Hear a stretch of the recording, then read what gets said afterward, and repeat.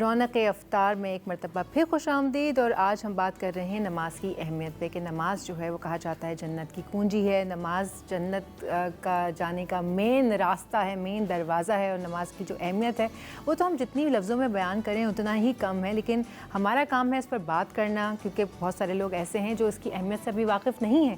تو مفتی صاحب آپ کیا کہیں گے جو نئے لوگ جیسے نماز کی طرف راغب ہو رہے ہوتے ہیں، ایٹ ٹائمز ہوتا ہے نا، جیسے آپ نے کہا کہ نیا نماز پڑھنا شروع ہوا تھا، چھٹ پٹ نماز پڑھی، انہوں نے کہا اس کے حضور پاک رسول کریم صلی اللہ علیہ وسلم نے کہا کہ اس کی روح میں ابھی نہیں اتری ہے نماز، تو نماز کو روح میں اتارنے کا طریقہ کیا ہے؟ بہت اچھا سوال آپ کا، بہن خوش رہیں۔ دیکھیے سب سے پہلے نماز کے لیے ضروری ہے کہ آپ کا وضو ہو، وضو کے لیے ضروری ہے کہ آپ کی طہارت ہو۔ تو اگر کسی کو طہارت کے مسائل ہی نہیں پتہ کہ وہ پاک ہے یا ناپاک، تو پھر وہ وضو نہیں ہے، وضو نہیں ہے تو نماز نہیں ہے۔ اچھا، اس کے لیے کہ اب کوئی بہت مشکل کوئی چیز نہیں ہے، آپ گوگل بابا کو سرچ کریں، گوگل بابا بتا دیتا ہے، ورنہ الحمدللہ بھی روئے زمین پہ علماء زندہ ہیں، آپ ان سے جا کے پوچھیں۔ دیکھیں جب نماز آپ پر فرض ہے نا، تو نماز کے علم اور اس کے سیکھنا آپ پر فرض ہیں۔ آپ کل قیامت میں یہ نہیں کہہ سکتے یا نہیں کہہ سکتی اللہ کی بارگاہ میں کہ پروردگار مجھے نہیں معلوم تھا۔ جیسے ہی جس پہ نماز فرض ہوگی، نماز کے مسائل اس پر سیکھنا فرض ہے۔ ذہن میں بہت بڑا جملہ ادا کر رہا ہوں کہ جس پہ نماز فرض ہے اس کے نماز کے مسائل سیکھنا فرض ہے، اس پر طہارت کا علم سیکھنا فرض ہے، وضو کے مسائل سیکھنا اس پہ فرض ہے۔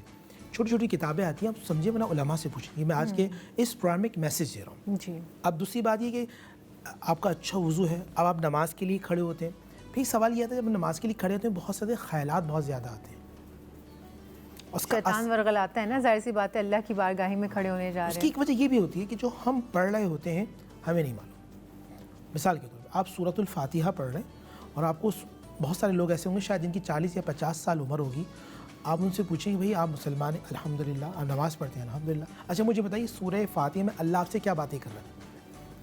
یہ بہت بڑا جملہ میں کہہ رہا ہوں، انہیں سورہ فاتحہ نہیں معلوم ہوگی، وہ سورہ فلق، ناس یا سورہ اخلاص پڑھیں۔ ٹھیک ہے، آپ مسلمان ہیں، آپ ڈاکٹر ہیں، انجینئر ہیں، آپ کسی بھی محکمے کسی بھی فیلڈ میں آپ اللہ سے بات کر رہے ہیں، نماز میں کھڑے ہو کے مقصد یہ ہوتا ہے آپ اللہ سے باتیں کر رہے ہیں، تو آپ اللہ سے کیا باتیں کر رہے ہیں؟ جب آپ کو نہیں معلوم تو پھر آپ کا ذہن بھٹکنا شروع ہوتا ہے۔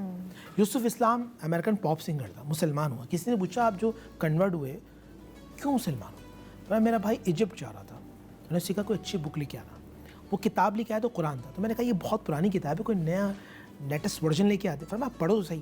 اس نے کہا جب میں نے سورہ فاتحہ پڑھی تو مجھے ایسا لگا محمد کا رب مجھ سے باتیں کر رہا ہے، میں پڑھتا چلا گیا اور میں نے ایکسیپٹ آف اسلام کو قبول کر لیا۔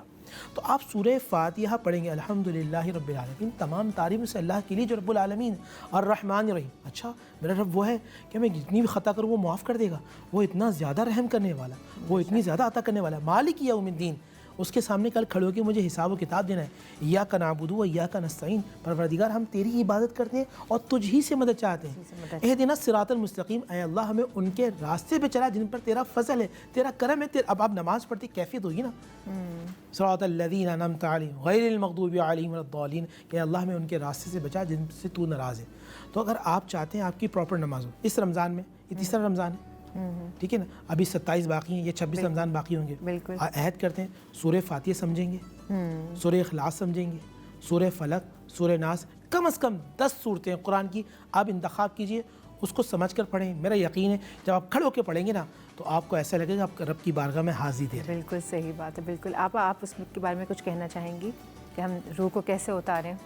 جناب فاطمہ الزہرا سلام اللہ علیہ شہزادی کونین سید العالمین، کیونکہ آج ان کا دن بھی ہے، لہٰذا میں چاہتی یہ ہوں کہ شہزادی کونین کا تذکرہ اپنی گفتگو میں شامل کروں کہ ایک مرتبہ اللہ کے رسول صلی اللہ علیہ وآلہ وسلم نے سلمان فارسی کو کسی کام کی غرض سے اپنی پیاری بیٹی فاطمہ زہرا کے گھر بھیجا، تو سلمان فارسی جب شہزادی کونین کے گھر میں داخل ہوئے تو آپ نے ایک عجیب منظر دیکھا کہ فاطمہ زہرا حجرہ عبادت میں ہے اور فاطمہ زہرا کی چکی خود بخود چل رہی ہے، فاطمہ زہرا کے بچوں کا جھولا خود بخود ہل رہا ہے۔ سلمان فارسی دوڑے بھاگے اللہ کے رسول صلی اللہ علیہ وآلہ وسلم کی خدمت میں پہنچے اور کہا کہ یا رسول اللہ صلی اللہ علیہ وآلہ وسلم، میں نے آج ایک عجب منظر دیکھا، اور اس کے بعد انہوں نے سب کچھ فرمایا۔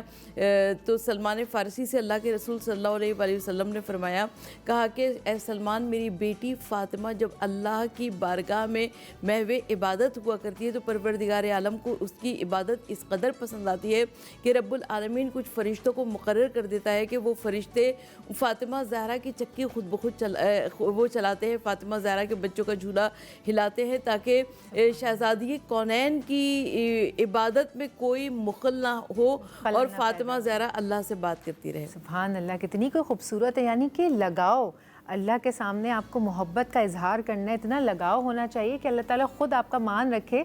और बाकी देखें किस तरह से उनकी चक्की चलती रही, उनके बच्चों का झूला हलता, मतलब ये सारी बात इश्क की आ जाती है ना, कि आपका अल्लाह से लगाव, आपका इश्क कितना है। ऐसे ही मुफ्ती साहब देखिए कुरान मजीद फ़ुरक़ान हमीद में अल्लाह शाह फरमाते हैं फ़स्कुरूनी अस्कुरुकुम वश्कुरूली वला तकफुरून, बस तुम मेरा जिक्र करो मैं तुम्हारा जिक्र करूँ। सबसे बड़ा जिक्र कौन सा? कुरान कहता है अकीमुस्सलाता लिज़िक्री, सबसे बड़ा जिक्र है अल्लाह का जिक्र, नमाज।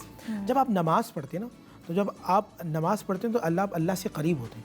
जब आप अल्लाह से करीब होते हैं तो नूर की कैफियत में मुंतकिल होते हैं। जहाँ नूर का मतलब होता है रोशनी, यानी आप रोशनी में दाखिल होते हैं। जब रोशनी जिस कमरे में आती है अंधेरा चला जाता है, तो जब जहाँ रोशनी आती है इंसान को सुकून मिलता है, कैफियत, एंजाइटी, डिप्रेशन, तमाम चीज़ें ख़त्म होना शुरू हो जाती हैं और यकीन होता है ज़माना भर मुखालिफ हो, फलक भी हो अदू मेरा, बिगड़ता कुछ नहीं यारब अगर निगाबा है तू मेरा।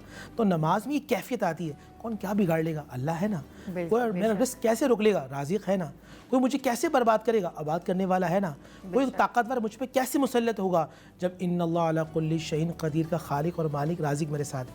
ये नमाज में कैफियत होती है। बेशक बेशक, बहुत ही खूबसूरत बात की। नमाज में जो कैफियत होती है वो अल्लाह से लगाओ, आपकी नीयत, वो इश्क, तो अल्लाह भी आपका मान रखता है, आपकी नमाज भी कबूल होती है, आपके रास्ते भी आसान होते हैं, आपकी परेशानियाँ, मुश्किलात हवा हो जाती हैं कि आपको पता ही नहीं चलता है। अब यहाँ वक्त हो जाता है एक छोटे से ब्रेक का। ब्रेक के बाद हाजिर होते हैं।